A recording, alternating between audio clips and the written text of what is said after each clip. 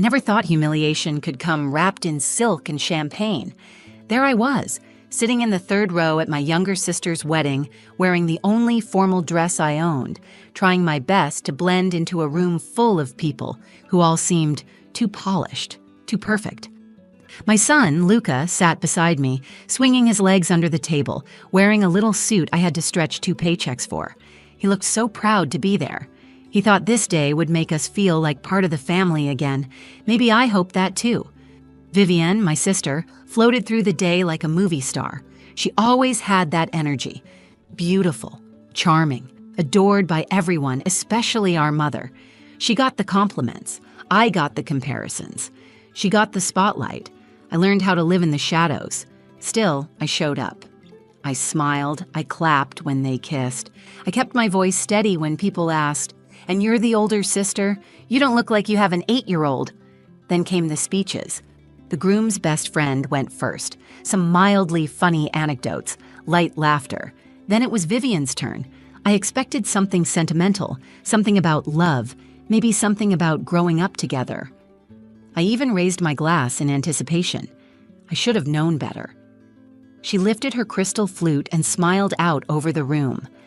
"I want to thank everyone for coming," she began, glowing. "It means the world to have you here. And of course, I want to say something special about my big sister, Alara." I turned to Luca and smiled at him. He looked up at me with excitement. For a moment, I believed she was about to say something kind. Vivian went on. "Alara's been such a role model. She's a single mom, strong, independent, and clearly unwanted by anyone else." The room erupted into laughter. My stomach flipped. I thought I misheard her, but she kept smiling like it was the most charming joke she'd ever told. Some guests looked confused, but most laughed harder, clinking their glasses like it was all in good fun. I didn't know where to look. My heart pounded in my ears. Luca tugged at my sleeve and whispered, "Why did she say that about you, Mama?" Before I could answer, my mother added loudly from her table, not missing a beat.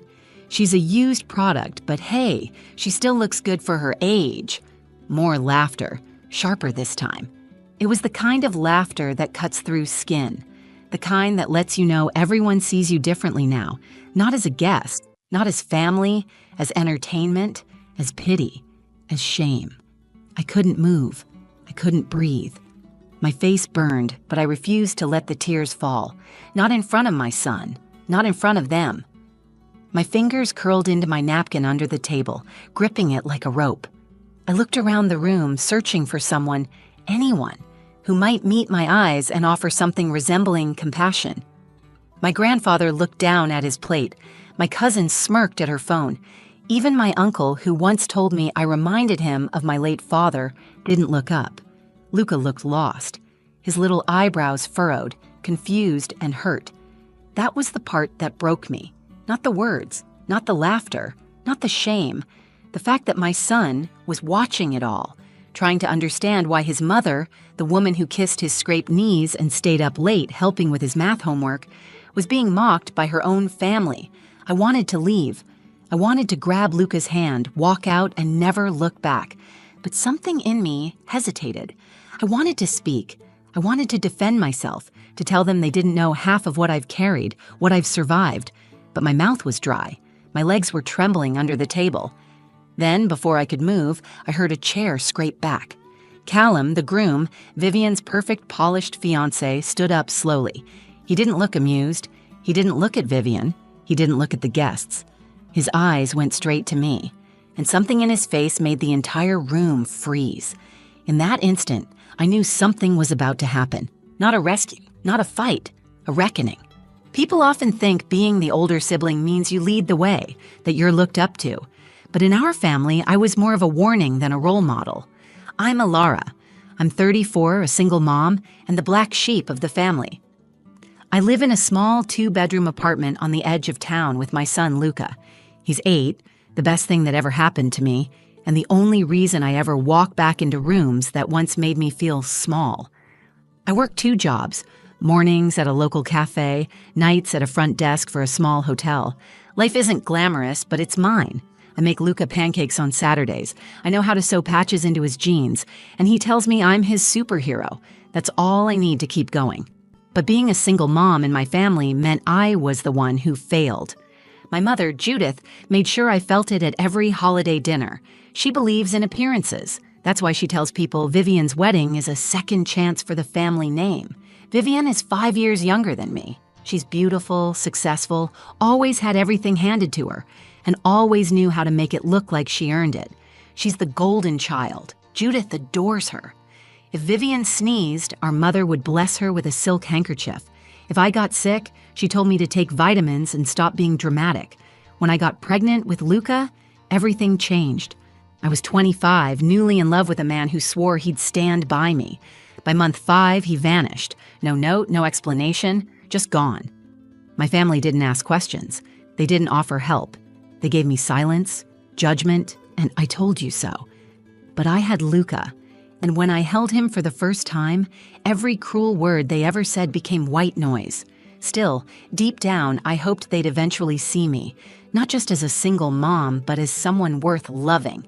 Maybe that's why, when I got Vivian's wedding invitation, I said yes, even though I wasn't part of the bridal party, even though my name was spelled wrong on the RSVP card, even though I had to rent my dress and do my own hair in the bathroom mirror while Luca practiced smiling in his little tie.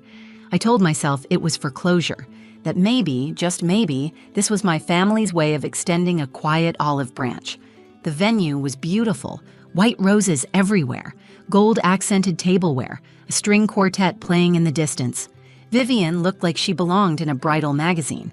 She was all smiles and sparkle, basking in every compliment and camera flash. When she passed me, her smile faltered. "You made it," she said, like she hadn't expected me to. She looked down at Luca and added, "He's getting big." No hug, no warmth, just small talk, then back to the spotlight. Judith didn't acknowledge me at all. She walked past me like I was one of the servers, but Luca was glowing. He thought the chandelier looked like a spaceship. He whispered that Vivian looked like a princess. And when I saw how happy he was just being there, I decided to stay for the reception, even though I could feel that familiar ache of not belonging settle in my chest. I found our table 9 near the back by the restrooms. I laughed to myself, fitting. We ate our salads. I helped Luca with his tie when he got chocolate mousse on it. I avoided eye contact with my mother and tried not to listen when I heard my name whispered across clinking glasses. Then the speeches started, and I realized this night wasn't going to be about family unity or forgiveness. It was going to be another stage for Vivian to shine, and I was about to become her punchline. It started the way most wedding speeches do, warm, sugary, just a touch over-rehearsed. Vivian stood up with perfect posture, holding a champagne flute in her freshly manicured hand. Her dress shimmered under the reception lights, and the room instantly hushed in anticipation. She smiled, pausing just long enough for everyone to settle. "I want to thank all of you for being here," she began. "It's the happiest day of my life, and I'm surrounded by the people who mean everything to me." I watched from the back table, trying to convince myself that I was included in that sentence. Luca was perched on the edge of his chair beside me, kicking his legs, completely enchanted by the whole fairy tale of it. Vivian continued, speaking sweetly about her new husband Callum, about love, timing, and fate. I relaxed a little. Maybe, just maybe, this speech wouldn't turn into something cruel. Then she shifted. "And of course," she said with a sly smile, "I want to give a shout out to my big sister, Alara. You've always been such a strong example." The spotlight moved. I could feel eyes turning toward me. I sat up a little straighter. I smiled politely. Vivian continued, her voice light but pointed. "She's the bravest woman I know. She raised a child on her own. No husband, no partner, just her and, well, whoever was kind enough to babysit." The room chuckled. My stomach tightened. "But seriously," she added, "it's incredible how she's managed. A single mom, unwanted by anyone, but still showing up." Laughter. Real, loud, unfiltered laughter. I felt the breath leave my body. My cheeks flushed hot. My hands froze around the napkin in my lap. I glanced at Luca. He was frowning, confused, glancing around like he was trying to understand why people were laughing at his mom. Then came the worst part. My mother, Judith, laughed louder than anyone. She leaned toward her table mates and added, just loud enough to carry, "She's a used product, but she still polishes up well." Another wave of laughter. the kind that didn't even try to hide its cruelty. My vision blurred for a second. It felt like being slapped, except no one had touched me.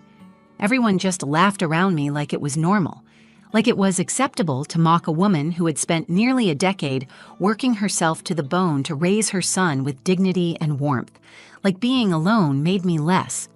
I looked down at Luca. His smile had vanished. He leaned into me, whispering, "Why did she say that? What does she mean?" I wanted to answer, but I couldn't find the words. I couldn't protect him from this moment. I couldn't shield him from the way our family saw me. That kind of pain doesn't hide well. My heart raced. I looked around the room for an exit, for someone who might step in, someone who might say, "Enough." But no one did.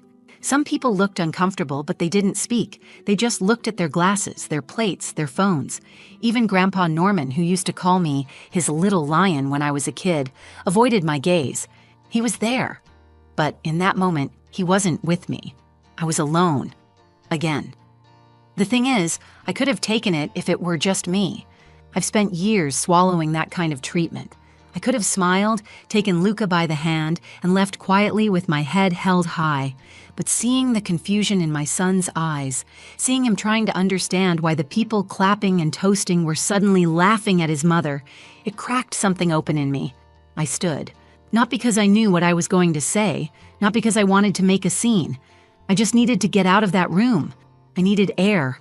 I needed to breathe without choking on the shame they were handing me. I pushed my chair back, my hands trembling. And then, from the head table, another chair scraped against the floor. Callum, the groom, stood up. He looked pale. His jaw was tight. He took the microphone from Vivian without asking. The room went silent. It was like the temperature dropped.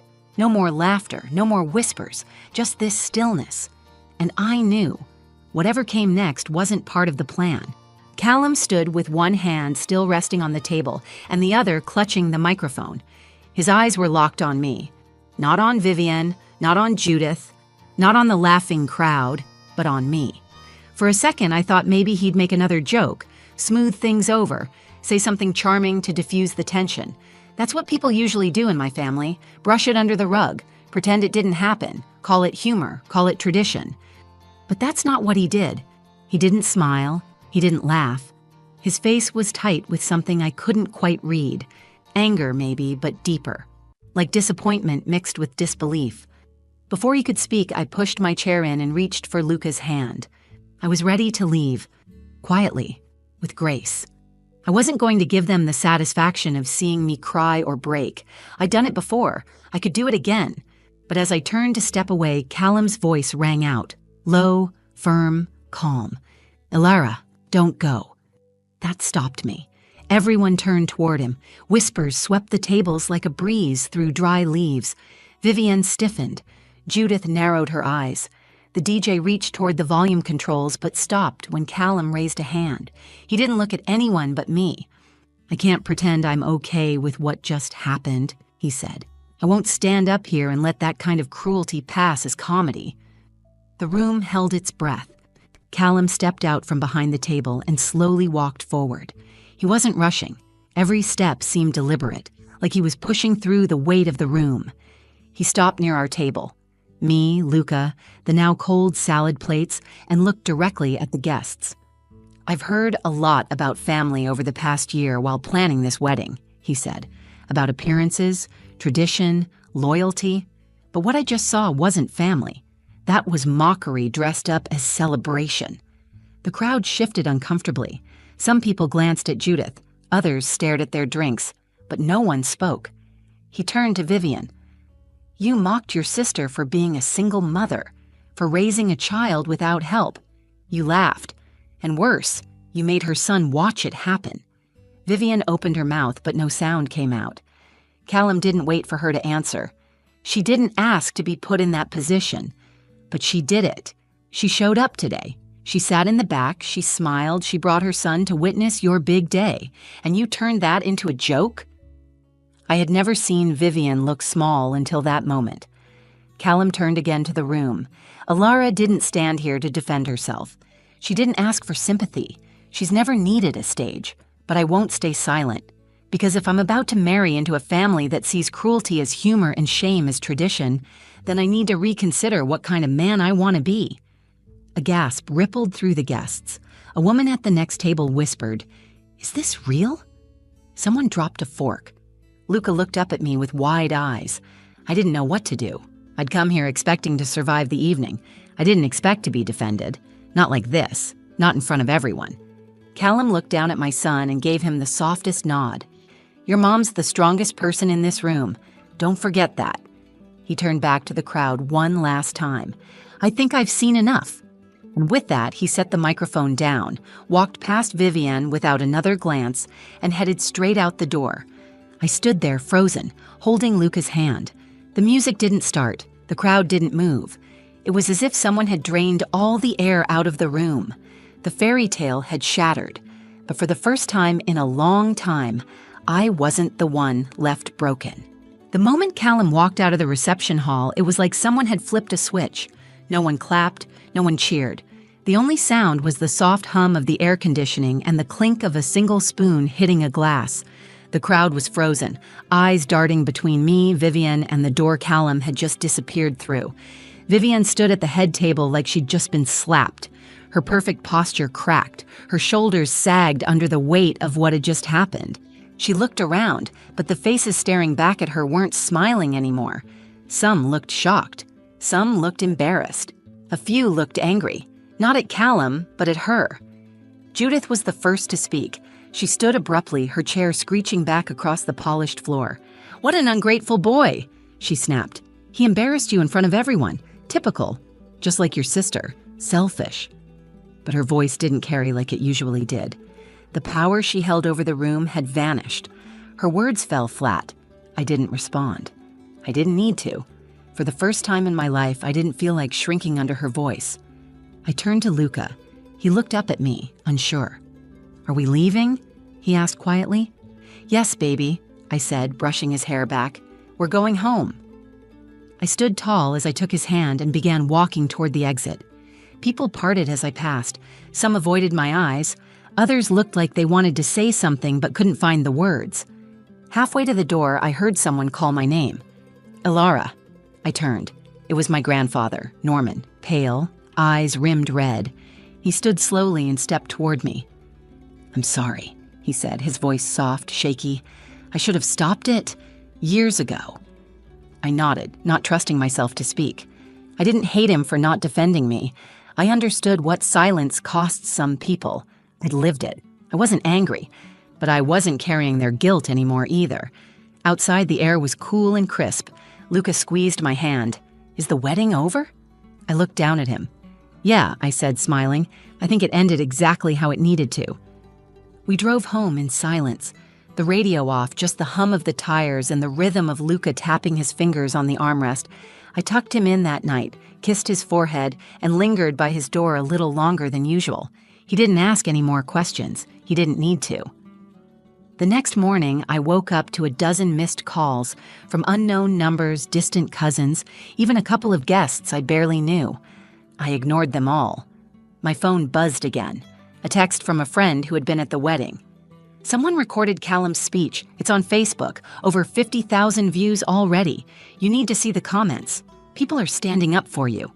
I opened the video. There it was. Callum's voice, calm and direct, standing up to an entire room. And there I was, frozen in the frame, holding Luca's hand. The comments were full of support. This man is a hero. She deserved better. I'm crying watching this. Every single mom out there just got a little bit of justice. I didn't cry. I didn't smile either. I just felt still. Like something that had been clenching inside me for years had finally let go.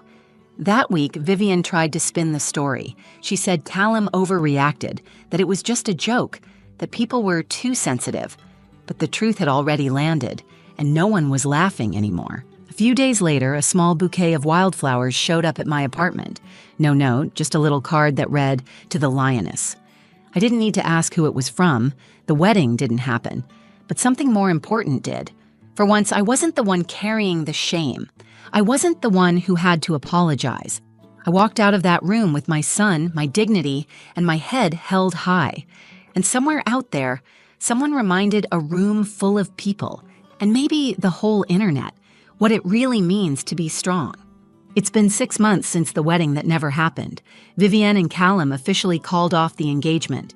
There was no statement, no drama, no follow-up post, just a quiet erasure of what was supposed to be a perfect day. Vivienne returned to her social circle like nothing had happened. The pictures from that night disappeared from her feed. She hasn't reached out to me. I'm not sure I expected her to. Judith called once. Not to apologize, but to say I had embarrassed the family by not laughing along. I listened for exactly 30 seconds, then told her something I never thought I'd have the strength to say. I'm not your scapegoat anymore. Then I hung up. It wasn't angry. It wasn't dramatic. It was clean, simple, final. I realized, after everything, I didn't need a grand apology from my family. I didn't need them to suddenly change or recognize my worth. I just needed to stop waiting for their permission to see it in myself. My life didn't transform overnight. I still work long hours. I still make 2 dinners some nights because Luca wants pancakes and I want something green. But I carry myself differently now. I'm not hunched under years of quiet shame. I don't hide in the back of rooms anymore. Luca's changed, too. He asks more questions now, smart ones. He wants to know why some people are cruel and why others are brave. He talks about Callum like he's a Marvel hero. Sometimes he pretends to give speeches with his action figures, standing up for the little guy. I watch him, and I know, deep in my bones, that he saw something that night that will shape the kind of man he'll become. Strong, gentle, unafraid to speak when it counts. One night, while we were brushing our teeth, Luca looked up at me in the mirror and asked, "Mom, are you still sad about what Aunt Vivienne said?" I paused, then said, "Not anymore." "Why?" He shrugged, toothpaste on his chin. "Because I think you won, even though it wasn't a fight." That stayed with me, because he was right. I didn't yell. I didn't insult anyone back. I didn't demand justice or cry in public or make a scene. I simply stood up, held my son's hand, and walked away. And someone else, someone unexpected, decided that silence wasn't good enough anymore. Callum didn't just stand up for me. He reminded everyone in that room what love actually looks like. Not the kind that wears a tuxedo or walks down the aisle, the kind that sees someone being hurt and says, "No, not today." If I've learned anything, it's this. Being alone doesn't mean you're unwanted. Being kind doesn't make you weak, and dignity, once reclaimed, is something no one can take from you again. So no, I didn't dance at my sister's wedding. I didn't toast or toss a bouquet or cry happy tears under fairy lights. But I did leave with something better than approval. I left with my head high, my son beside me, and the deep, quiet certainty that I no longer need to explain myself to anyone. That is the ending no one expected, and exactly the one I deserved. If this story moved you, if you've ever been made to feel small or silenced in a room full of people who should have stood by you, know this: your voice matters, your dignity matters, and you are not alone. If you found strength in this story, please take a moment to like this video, share it with someone who needs to hear it, and leave a comment below.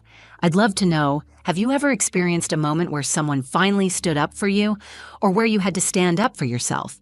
And if you want more true stories that cut deep, challenge expectations, and remind us what it means to be human, subscribe to the channel and hit that notification bell so you don't miss what's coming next. Thank you for being here. And remember, your story is powerful, even if no one claps when you tell it.